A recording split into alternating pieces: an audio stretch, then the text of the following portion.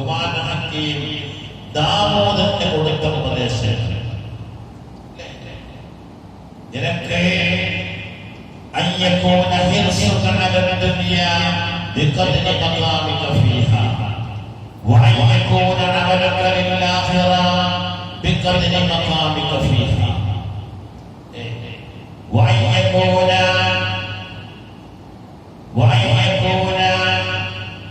താഅതുക ലില്ലാഹി ബിഖദ്രി ഹാജതുക ഇലൈഹി. എന്താ എത്രയാ ദുനിയാവിൽ എത്ര കൊല്ലം ജീവിക്കുക, അത്രയേ ദുനിയാവിനെ ആഗ്രഹിക്കാൻ പാടുള്ളൂ. ആഖിറത്തിൽ എത്ര കൊല്ലം ജീവിക്കുക, അത്രയാണ് ജീവിതത്തിൽ ഇബാദത്ത് ചെയ്യേണ്ടത് എന്നൊക്കെ പറഞ്ഞ ഉപദേശങ്ങൾ ലുഖ്മാൻ ഹക്കീം തങ്ങൾ ദാവൂദ് നബിക്ക് കൊടുത്തത്. ഏതായാലും നമ്മൾ പറഞ്ഞു വരുന്നത് നബി തങ്ങളോടൊപ്പം പുറപ്പെട്ട ആളുകളെ വഴിയിൽ വെച്ച് എത്തി നോക്കുമ്പോൾ 313 ആളുകൾ. അപ്പം റസൂലുള്ളാഹി സന്തോഷമായി എന്റെ താലൂത്തിനോടൊപ്പം പോയ ആ എണ്ണം തന്നെ. അപ്പൊ താലൂത്തിനോടൊപ്പം പോയിട്ട് ജാലൂത്ത് എന്ന് പറഞ്ഞ ആ വലിയ സംഘത്തോട് യുദ്ധം ചെയ്ത് വിജയിച്ചു പോകുന്നവരാണ് അവർ. അതേ വിജയം ഇതിനും കിട്ടുന്നത്. അങ്ങനെ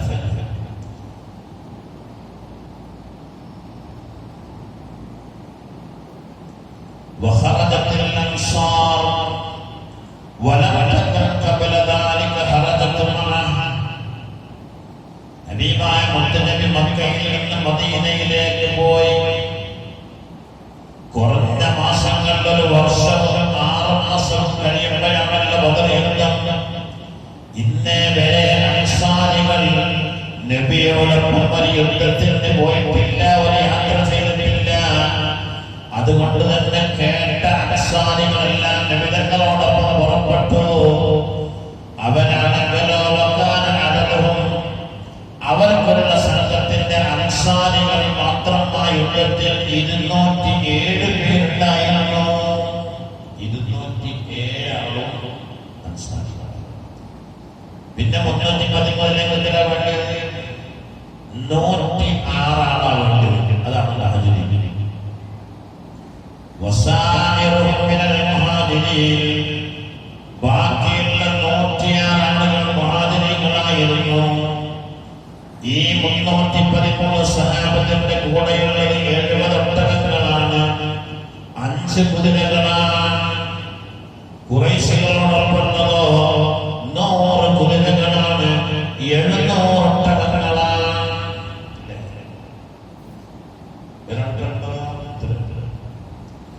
ولما أراد رسول الله الخروج لبسدره وتقلد سيفه ورد رسول الله ما استسلم فكان يعلم انه اسامه بن زيد ورافع بن خديج براء بن عازب اسيد بن مهير زيد بن ارقم زيد بن ثابت عمرو بن ابي وقاص فبكى واجازه. വഴിയിൽ വെച്ചിട്ട് യുദ്ധത്തിനല്ലെങ്കിലും പോകുന്നവരിൽ പ്രായപൂർത്തിയായ ആളുകൾക്ക് മാത്രമേ റസൂലുള്ളാഹി സമ്മതം കൊടുത്തിട്ടുള്ളൂ. അതുകൊണ്ട് തന്നെ ഈ കൂട്ടത്തിലുണ്ടായിരുന്ന കുറച്ച് ആളുകളെ റസൂൽ തിരിച്ചയച്ചു. ആ തിരിച്ചയക്കപ്പെട്ടതാണ് Usamat bin Sayyid, Rafi bin Khadij, Bara bin Azib, Usaid bin Humair, Zaid bin Arqam, Zaid bin Thabit. അങ്ങനെ 6-7 കുട്ടികളെ നിങ്ങൾക്ക് വരാൻ പറ്റൂല എന്ന് പറഞ്ഞ് തിരിച്ചയച്ചു.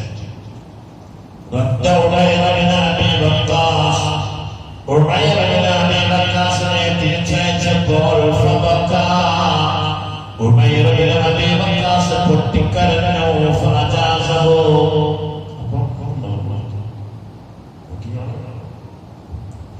ബദറിൽ അടുത്ത കാലത്തുള്ള പോയതാണ്. അടുത്ത കാലത്ത് ബദറിന്റെ പോലെ ഈ വെള്ളത്തിൽ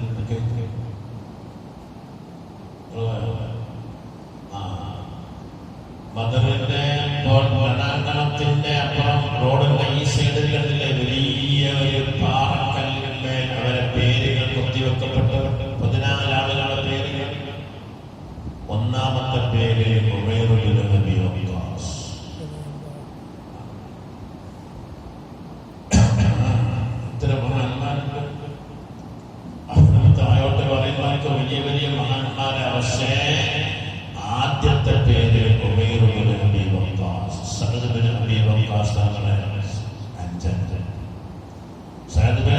വക്കാസ് നടന്ന അൻസാരികളുടെ നേതാവാണ്.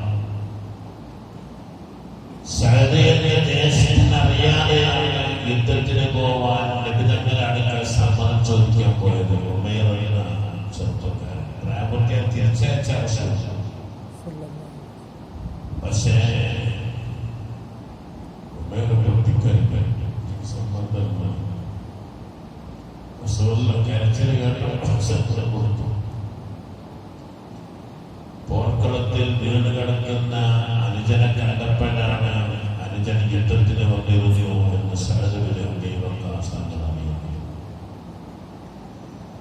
പറയുന്ന അവർക്കൊക്കെ ദീനോടുള്ള അതിനു വേണ്ടിയുള്ള യുദ്ധത്തിന് അവർക്കുള്ള ആത്മാർത്ഥത. നമ്മുടെ മക്കളൊക്കെ 14 വയസ്സാണ്, 14-15 വയസ്സാണ് ചെറുപ്പക്കാരൻ. 14-15 വയസ്സായ ചെറുപ്പക്കാരന്റെ പേരാണ് സ്വർഗത്തിലൂടെ പാറിക്കളിക്കുന്ന മഹാന്മാരുടെ പേരിന്റെ ഒന്നാമത്തെ പേര് എന്ന് പറയുന്നത്. നമ്മളൊക്കെ മക്കളൊന്നും കൊണ്ടിരിക്കുന്നു. ബദർ പറയുമ്പോൾ നമ്മൾ ഓർക്കേണ്ടതാണ് മക്കൾ. ഉമൈർ ബിൻ അബീ വഖാസിന് സമ്മതം കൊടുത്തു. അതിൽ വേറെ സംഭവമുണ്ട്. ഉമൈറിന് സമ്മതം കൊടുത്തു എന്ന് കേട്ടപ്പോ ഈ തിരിച്ചയച്ചവരിലുള്ള റാഫി ബിൻ ഖദീജ് എന്ന് പറഞ്ഞൊരു സഹാബി, അതും ഇതേ വയസ്സിൽ റസൂലുള്ളാഹിയുടെ അടുത്ത് പോയി. എന്നിട്ട് പറഞ്ഞത്രേ, നബിയെ, ഉമൈറിനേക്കാൾ ശക്തൻ ഞാനാണ്. ഉമൈറിന് അങ്ങ് സമ്മതം കൊടുത്തില്ലേ? ഉമൈറിനേക്കാൾ ശക്തൻ ഞാനാണ്. ഇതുകൊണ്ട് എനിക്ക് സമ്മതം വേണമാണ്. അത് ഞാൻ വേണമെങ്കിൽ തെളിയിച്ചു തരാം എന്ന് പറഞ്ഞു. അങ്ങനെ Umair bin Abi Talib, Umair bin Abi Waqqas, Rafi bin Khadija തമ്മിൽ ഒരു മൽപ്പിടുത്തം നടത്തി. ആരാണ് ശക്തനെന്നറിയാം.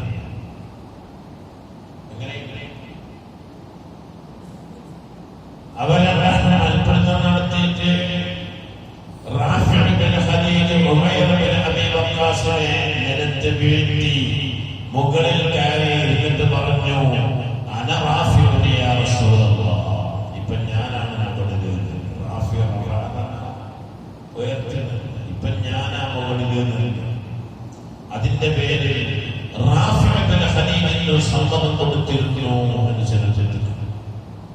അതൊക്കെ ആ സഹാബത്തിന്റെ അവരൊക്കെ പേര് ഇപ്പൊ ഉംറക്ക് പോകുന്നവരൊക്കെ നിർബന്ധമായിട്ട് ബദറിൽ പോകണം.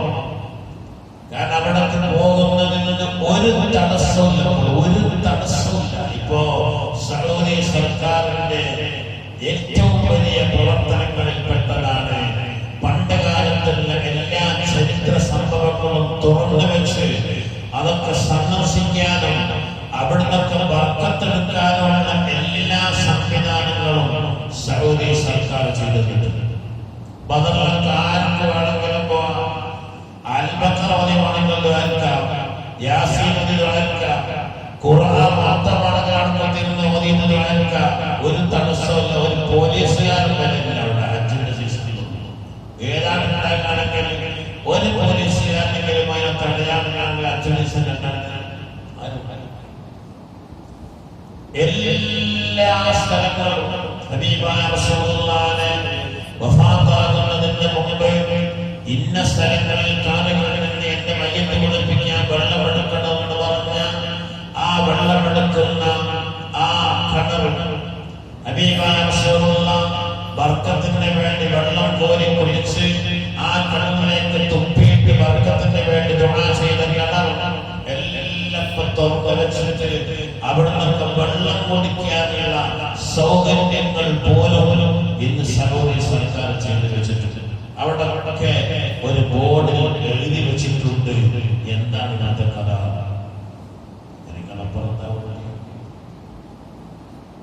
ഉംറക്ക് പോണതൊക്കെ നിർബന്ധമായിട്ട് സ്ഥലങ്ങളൊക്കെ പോയിട്ട് കാണണം.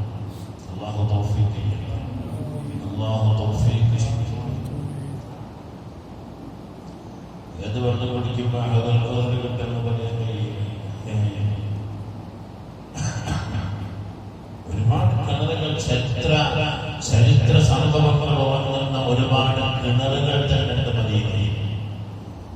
ഖുബാവിന്റെ തൊട്ടടുത്ത മുറ്റത്ത് തന്നെ ഒരു കിണറുണ്ട്. ആ കിണറിലാണ് ഹബീബായ റസൂലുള്ളാഹിന്റെ മോതിരം വീണുപോയി എന്ന് പറയുന്നു.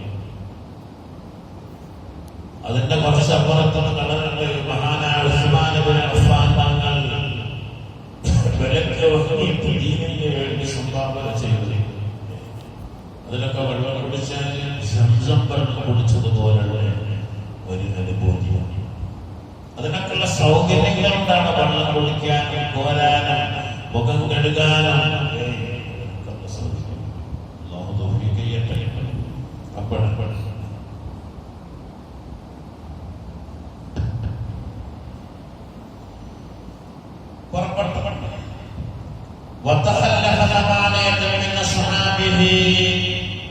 എല്ലാ 8ഓളം സഹാബികൾ മാത്രമാണ് ഈ സംഭവത്തിന്റെ നിമിതങ്ങളെ കൂടെ പോകാതിരുന്നത്. ഒന്ന് ഉസ്മാൻ ഇബ്നു അഫ്ഫാൻ റളിയല്ലാഹു അൻഹു. ഉസ്മാൻ ഇബ്നു അഫ്ഫാൻ തങ്ങൾ പോകാതിരിക്കാനുള്ള കാരണം ഹബീബായ റസൂലുള്ളാഹിന്റെ മകൾ റുഖിയ ബീവിയാണ് ഉസ്മാൻ ഇബ്നു അഫ്ഫാൻ തങ്ങളുടെ ഭാര്യ.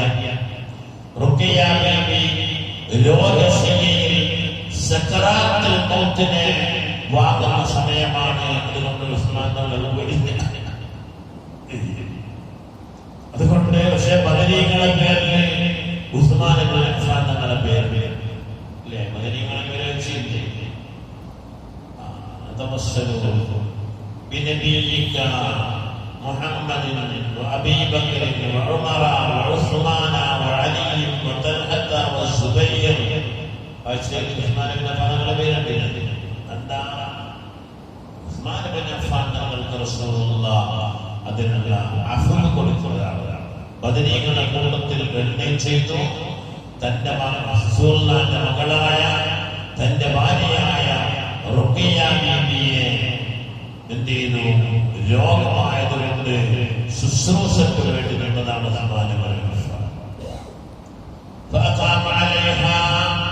യുദ്ധം കഴിഞ്ഞ് വരുമ്പോഴേക്ക് തന്നെ റുഖിയ ബീവി മരണപ്പെട്ടു പോവുകയും ചെയ്തു. പിന്നല്ല തൽഹത്ത് ഇബ്നു ഉബൈദില്ലാഹ്, സഈദ് ഇബ്നു സൈദ് ബഅസഹുമായ തജസ്സസാന ഖബറ ഖുറൈർ وخرج في طريق الشام.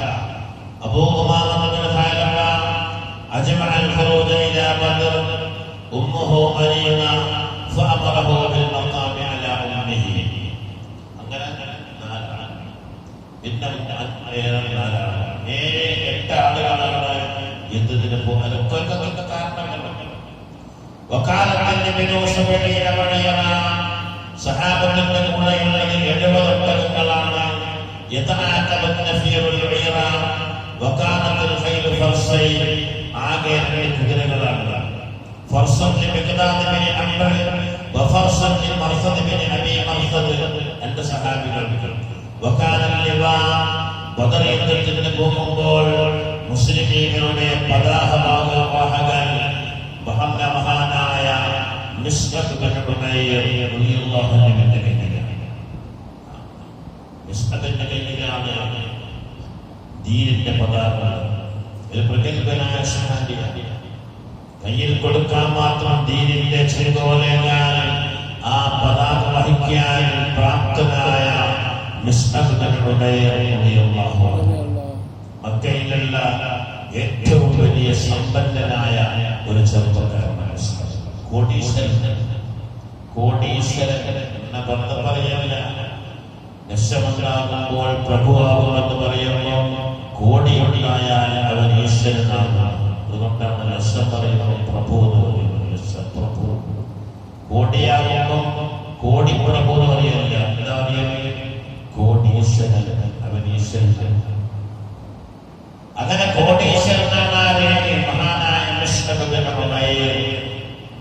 ചരിത്രം പറയുന്നത് മിസ്അബ് ധരിക്കുന്ന തരത്തിലുള്ള അത്രയും മനോഹരമായ അത്രയും വിലപിടിപ്പുള്ള വസ്ത്രം ധരിക്കുന്ന ഒരാളും മക്കയിലില്ല. അത്രയും വലിയ സമ്പന്നൻ.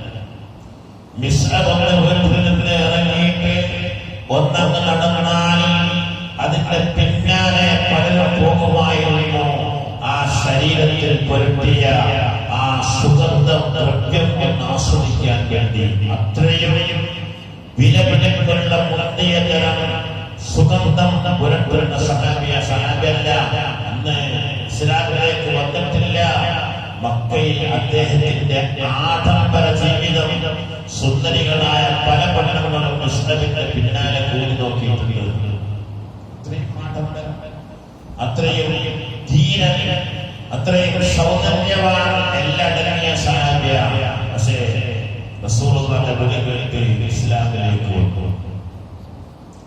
ഹിജ്റ പോകാൻ പറയുമ്പോൾ നേരെ മദീനയിലേക്ക് ഹിജ്റ പോയി.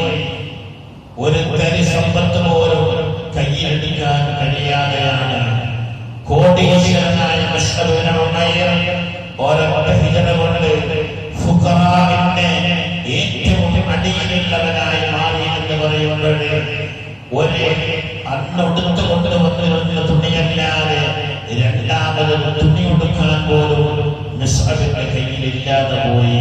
ചരിത്രം പറയും. മദീനയിൽ ഒരിക്കൽ ഹബീബായ റസൂലുള്ളാഹി സഹാബികൾക്ക് ക്ലാസ് എടുത്തുകൊണ്ടിരിക്കുമ്പോൾ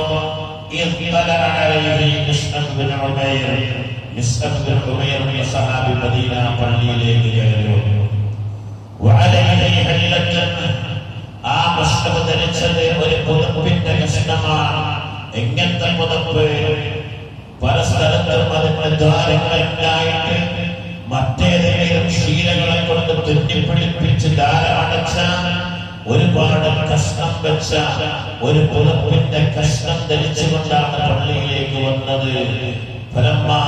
റസൂലുള്ളാഹി കണ്ടപ്പോൾ കരഞ്ഞുപോയി. മക്കയിൽ മുസ്അബ് ജീവിച്ച ഒരവസ്ഥ. ഇസ്ലാമിലേക്ക് വന്നതിന്റെ പേരിൽ മുസ്അബ് അനുഭവിക്കുന്ന പ്രയാസങ്ങൾ അത് കണ്ടപ്പോഴാണ് ഹബീബായ റസൂലുള്ളാഹി കരഞ്ഞുപോയി. വേറൊന്നുമല്ല, ഒരു കഷ്ണം വെച്ച പുതപ്പിന്റെ കഷ്ണം. ആ സമയത്താണ് നബിതങ്ങൾ 3 വിഷയങ്ങൾ സഹാബത്തിനെ ഉണർത്തിയത്. ഒന്ന്, മുസ്അബിനെ കരഞ്ഞപ്പോൾ എല്ലാവരും അത്ഭുതപ്പെട്ടു. മുസ്അബിനെ എല്ലാവരും മുസ്അബിലേക്ക് നോക്കി ഹരാമിലുണ്ട്. റസൂലുള്ളാഹി കരയാൻ മാത്രം എന്താണ് അദ്ദേഹത്തിന്റെ പ്രത്യേകത? പിള്ളേർക്ക് മനസ്സിലായി വിഷമമാണ്. ഹബീബായ റസൂലുള്ളാഹി സഹാബത്തിലേക്ക് ചെന്നിട്ട് ചോദിച്ചു, കൈഫ ബിക്കും ഇദാ അദാ അഹദുക്കും ഫീ ഹില്ല വറാഹ ഫീ ഹില്ല വവദഅത ബൈന അയ്ദീകും സഹഫ വറഫഅത ഉഖറ വസതറതും ബയൂതകും കമാ തുസ്തറുൽ കഅബ. സഹാബത്തെ, ഖിയാമത്ത് നാളിന്റെ മുൻപ് 3 വിഷയങ്ങൾ വരാനാണ്. നിങ്ങൾ ജീവിച്ചിരിക്കുന്ന കാലത്ത് ഈ 3 വിഷയങ്ങൾ വന്നാൽ നിങ്ങൾ എന്ത് ചെയ്യും? കൈഫ ബിക്കും, നിങ്ങൾ എന്ത് ചെയ്യും? ഒന്ന് മുസ്അബ് ഇബ്നു ഉമൈർ വന്നത് ആ തുണിയൊന്ന് അഴുക്കായാൽ അത് കഴുകി ഒഴിക്കാൻ പോലും മറ്റൊരു തുണി ഉടുത്തുകൊണ്ട് അത് കഴുകി ഉണക്കട്ടെ എന്ന് വിചാരിക്കാനുള്ള തുണി പോലും തോന്നില്ല. കോടീശ്വരനായ മനുഷ്യൻ. എന്നാൽ ഖിയാമത്ത് നാളിന്റെ മുൻപ് ഇദാ വദാ അഹദുക്കും ഫീ ഹില്ല വറാഹ ഫീ ഹില്ല, നിങ്ങൾക്ക് വസ്ത്രം കൊണ്ടുകൂടുന്നൊരു കാര്യം. നിങ്ങൾ രാവിലെ സുബ്ഹ് നമസ്കരിക്കാൻ പേരെ കൊടുത്ത വസ്ത്രമല്ല ളുഹറിന് കൊടുക്കുന്നത്. ളുഹറിന് പേരെ കൊടുക്കുന്നതല്ല തറാവീഹിന് പേരെ കൊടുക്കുന്നത്. ഇനി ഏറി വന്നാൽ കൊണ്ട് സുബ്ഹിക്ക് കൊടുത്തതല്ല തറാവീഹിനുള്ളത്. ഇനി കൊണ്ട് ഇന്നൊടുത്തതല്ല നാളുള്ളത്. ആ നിലയ്ക്ക് വസ്ത്രങ്ങൾ മാറ്റി മാറ്റി മാറ്റി എടുക്കാൻ കഴിയുന്ന അത്രയും വസ്ത്രങ്ങൾ കുന്നുകൂടുന്ന ഒരു കാര്യമാണ്. നിങ്ങൾക്ക് എത്ര ഉപ്പായം ചോദിച്ചാൽ നമുക്കറിയാം. എനിക്കറിയില്ല എത്ര ഉപ്പായം. ആർക്കറിയാം? എനിക്കറിയാം എത്ര ഉപ്പായം. സുബൈക്ക് വരുന്നത് ലോഹ മനുഷ്യന്മാരെന്ന് വിചാരിക്കാൻ പലപ്പോഴും ഒരു ഉപ്പായം. എന്നോട് കഴിഞ്ഞ ഉറൂസിലാണ് ചോദിച്ചു. ഉറൂസിന് ഷാലുണ്ട്. എല്ലാ ദിവസവും ഉറൂസിന് ഞാൻ ഉണ്ടാകുന്ന സ്റ്റേജിൽ. അപ്പൊ എന്നോട് 2 ദിവസം കഴിഞ്ഞ ഒരാൾ വെച്ച് ഉസ്താദേ ആ ഷാലൊന്ന് മാറ്റിക്കൂല. ഈ ഇതിലൊക്കെ യൂട്യൂബിലൊക്കെ വരില്ലേ ഉറൂസിലൊക്കെ ഇരിക്കുന്നത്. എല്ലാ ദിവസവും ഷാല് കണ്ടപ്പോ ഒരാൾ വിളിച്ചു ചോദിച്ചാൽ ഉസ്താദേ ഷാലൊന്ന് മാറ്റിക്കൂല. നമുക്ക് നമ്മളെ ഭാര്യമാർക്ക് എത്ര നെഗറ്റീവ് വെച്ചാൽ കണക്കൊന്നല്ല. ഒരു കപ്പാട്ട് നടന്നെടുക്കുകയാണ്, രണ്ടാമത്തെ കപ്പാട്ട് വർക്ക് ചെയ്തിട്ട് ഇതിന് നമ്മുടെ ഫേന്റെ പഠിക്കും. ഇങ്ങനത്തെ ഒരു കാലം ഒന്നതാണ്. രണ്ടാമത് പറഞ്ഞത്